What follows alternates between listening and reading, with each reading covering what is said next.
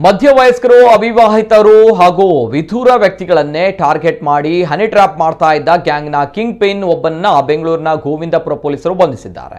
ಮಹಮ್ಮದ್ ಬಂಧಿತ ಆರೋಪಿಗಳು ಮೊದಲಿಗೆ ಮಿಸ್ಡ್ ಕಾಲ್ ಕೊಟ್ಟು ನಂತರ ವಾಟ್ಸ್ಆಪ್ನಲ್ಲಿ ಮೆಸೇಜ್ ಮಾಡ್ತಾ ಇದ್ರು. ವಾಟ್ಸ್ಆಪ್ನಲ್ಲಿ ರಿಪ್ಲೈ ಮಾಡಿದ್ರೆ ಬಳಿಕ ಮತ್ತೆ ಕರೆ ಮಾಡಿ ಕೆಡ್ಡಕ್ಕೆ ಬೀಳಿಸಿಕೊಳ್ತಾ ಇದ್ರು ಎಂದು ತಿಳಿದು ಬಂದಿದೆ.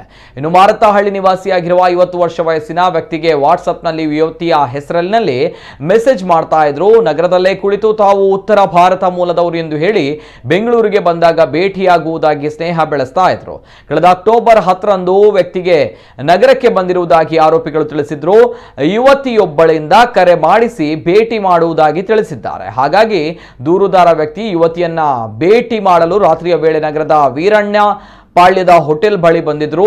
ನಂತರ ಹೋಟೆಲ್ ಒಳಗೆ ತೆರಳುತ್ತಾ ಇದ್ದಂತೆ ಯುವತಿ ಸಲುಗೆಯಿಂದ ಮಾತನಾಡಲು ಆರಂಭಿಸಿದ್ಲು.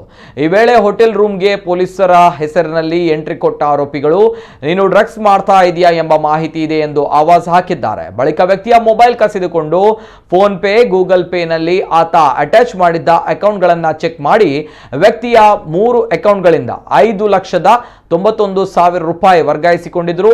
ನಂತರ ಹೋಟೆಲ್ ರೂಮ್ನಲ್ಲಿ ಕೂಡಿ ಹಾಕಿ ಎಸ್ಕೇಪ್ ಆಗಿದ್ರು. ಓರ್ವ ಯುವತಿ ಸೇರಿ 3 ಆರೋಪಿಗಳಿಂದ ಕೃತ್ಯ ನಡೆದಿದೆ ಎಂದು ಮಾರತ್ತಹಳ್ಳಿಯ ಪ್ರತಿಷ್ಠಿತ ಬ್ಯಾಂಕ್ನಲ್ಲಿ ಉದ್ಯೋಗಿಯಾಗಿರುವ ವ್ಯಕ್ತಿ ಗೋವಿಂದಪುರ ಠಾಣೆಯಲ್ಲಿ ದೂರು ದಾಖಲಿಸಿದ್ರು.